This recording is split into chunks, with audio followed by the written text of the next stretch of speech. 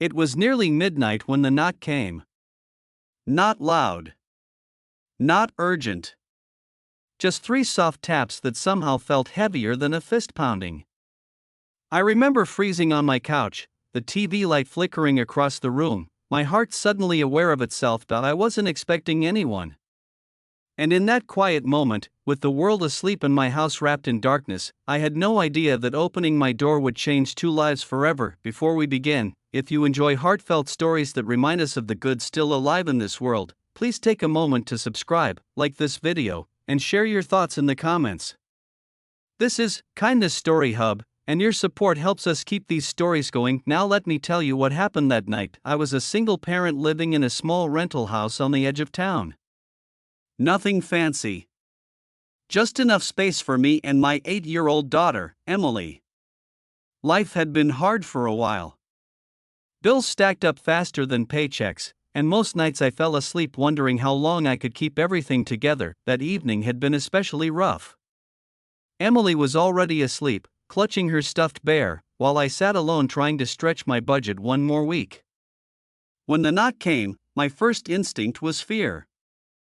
You don't expect good news at midnight. I walked slowly to the door and looked through the peephole. A man stood there, maybe in his early 30s. He looked tired. Not dangerous, just worn down.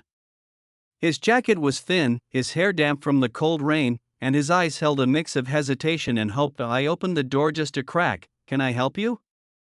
I asked, my voice guarded. "I'm sorry to bother you," he said quickly. "I know it's late. My car broke down a few blocks away. My phone's dead, and I was hoping I could use yours to call for help." Every warning bell in my head started ringing. We're taught to be careful, especially at night, especially with strangers. I thought of my daughter sleeping inside. I thought of the stories you hear on the news, but I also saw his hands.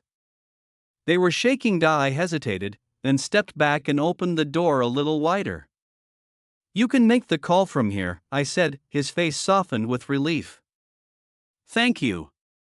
Truly." I handed him my phone, and he dialed a number from memory. No answer. He tried another. Straight to voicemail. Each failed call seemed to pull his shoulders lower. "I'm sorry," I said quietly. "It's okay," he replied. I didn't expect much. "It's just been one of those weeks." Something about that sentence hit me. We've all had one of those weeks. Without really thinking, I asked, "Do you want some water? It's cold out." He looked surprised, then nodded. "That would be great." I stepped inside, poured a glass, and handed it to him at the doorway. He drank it slowly, like it was more than just water. "My name's Daniel," he said. "I don't usually do this. Knock on strangers' doors." But I didn't know what else to do. "I'm Sarah," I replied. We stood there for a moment, 2 strangers connected by a thin thread of trust. "My car ran out of gas," Daniel admitted. "I lost my job last month. Been doing odd work, trying to make it. I guess I misjudged how far I could go. I could have said sorry and closed the door. I had already helped, technically. But instead, I heard myself ask, 'Have you eaten?' He shook his head. "Not today." I felt a lump in my throat. I didn't have much, but I had some leftover soup. And I remembered nights when I'd gone to bed hungry so my daughter could eat. "Come inside for a minute," I said. "Just to warm up." His eyes widened. "I don't want to impose." "You're not," I said, even though part of me was still afraid. "Just for a minute." I locked the door behind him. Emily stayed asleep, thank goodness. I handed Daniel a bowl of soup and a piece of bread. He ate quietly, respectfully, like he was afraid the moment might disappear if he made a sound. "This means more than you know," he said softly. I smiled, though my eyes burned. We all need help sometimes. After he finished, I found an old gas can in the shed. It had just enough fuel to get him to a station. Are you sure? He asked, stunned. I'm sure, I said. Pay it forward someday. We walked to his car together. The rain had stopped, and the night felt calmer somehow. Before he left, Daniel turned to me.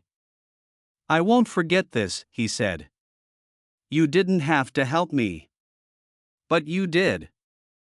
I watched his taillights disappear down the road, hoping I'd done the right thing. Weeks passed. Life went on. Bills, school runs, long workdays.